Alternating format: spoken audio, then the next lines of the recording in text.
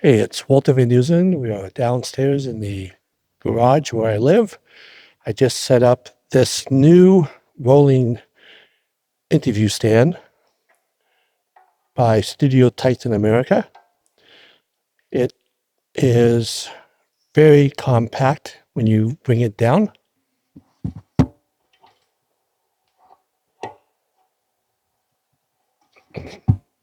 So this is the lowest it can go. And when I'm traveling via my car, I can place this in the back of even my Volkswagen Golf R, take the camera off. Studio Titan, I'll have it pop up what it is. And the version that will pop up is not this version. This is the updated version. And I'll show you how it goes from the lowest position to the highest position. There is a brake right here on the left, camera right, my left.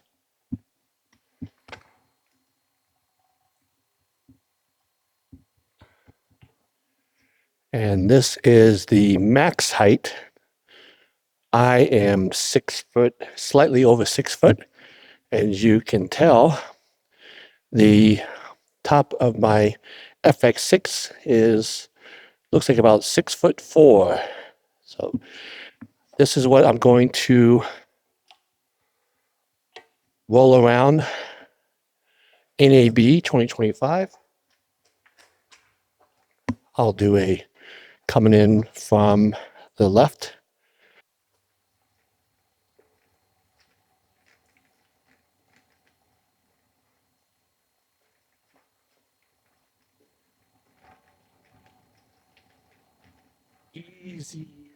Easy to maneuver. It has two grips on the left and the right. And the right side, your left, has the grip, which allows it to go up and down. Hydraulic. And when you bring it back up, the coolest part, I'll bring it down a little bit so we can see it. So once it's locked in, you have this cushion. It's like a shock. So when I'm rolling around a trade show and going over bumps and cables and other things, I feel like my camera on top will have a little bit of not jarring if I didn't have this shock. And for those that follow my channel, I'm on the quest of being more efficient. And currently, this is something that I just brought back to Lexington, Massachusetts yesterday, which was Saturday. Today is Sunday.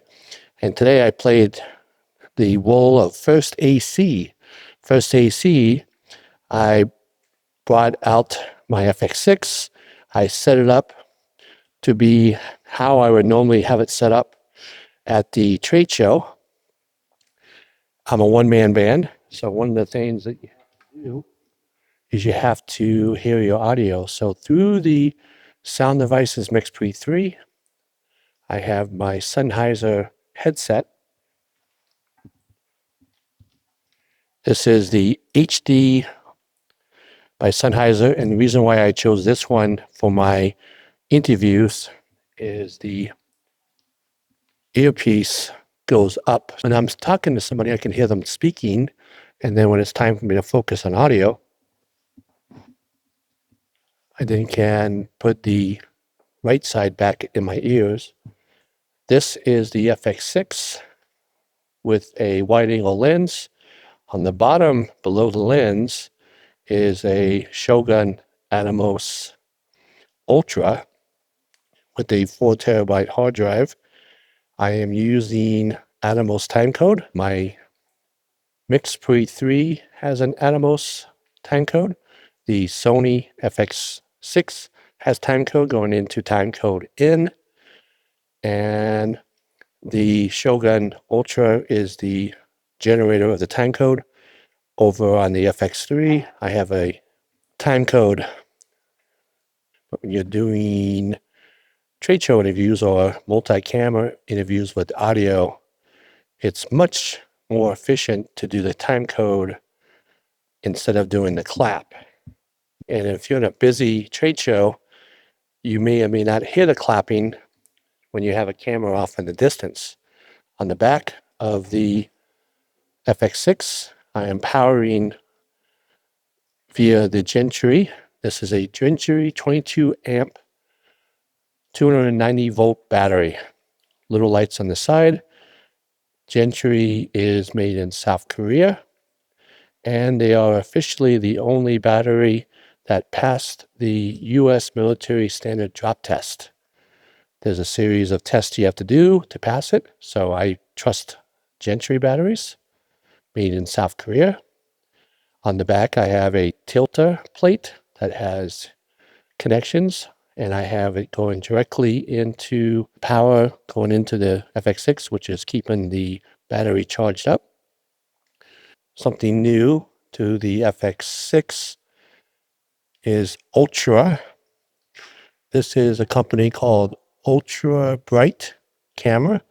These are made in California, between Los Angeles and San Francisco, I believe. I spoke to the owner named Ken, and I changed out my current system that I was using, and I went with the Ultra Light. Very, very efficient. They have a bunch of components, and the components will pop up. I'll have links in the description. One of the cool things is they have has a ball that goes into the metal pieces, and it has a flat bottom that I can attach the Shogun to. So that's pretty sweet.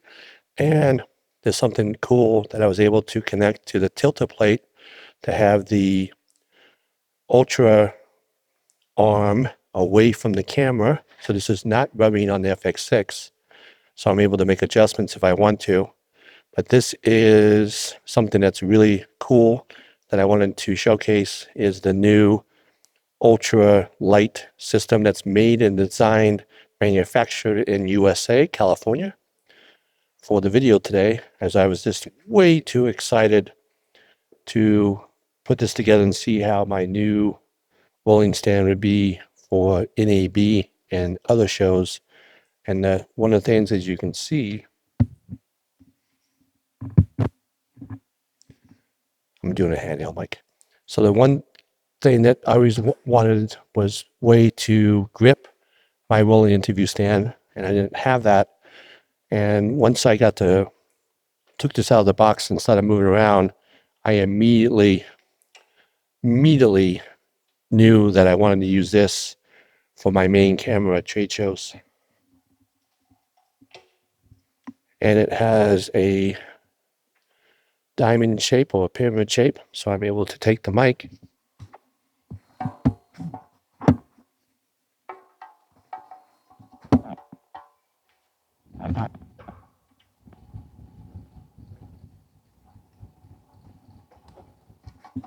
when I'm walking up to a trade show vendor. Let's say the FX3 is a trade show vendor, and I'm power walking by, and let's say the camera, I'm dealing with somebody that's, let's say, 4'8", and I don't want to be looking down at somebody 4'8", so I would roll up to them, and then what we'd do is about this close to the booth,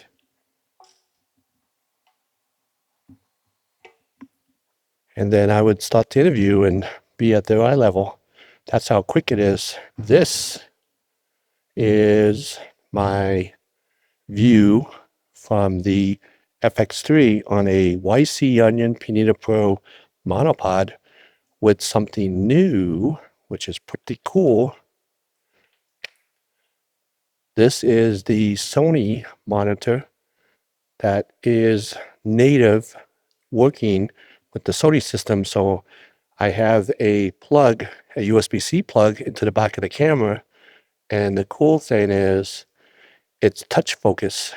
It has two USB-Cs, one to generate the video to the camera, so it gets the video feed from the USB-C, and it has a second one for powering.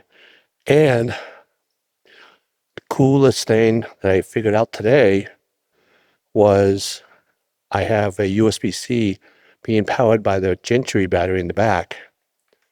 So it showed that. Once again, Gentry, US government drop tested. So I fly or drive, and I want to make sure that my batteries don't explode. The cool thing about Gentry is when you put the batteries in sleep mode, you don't lose any power. So if I charge this up to 100% and then come back a month later, it's 100%, which is neat. And they have the new versions coming out that has OLED screens on it. So there's an OLED screen right here, so it gives you all the data you want. So I can't wait to hopefully get one of those someday.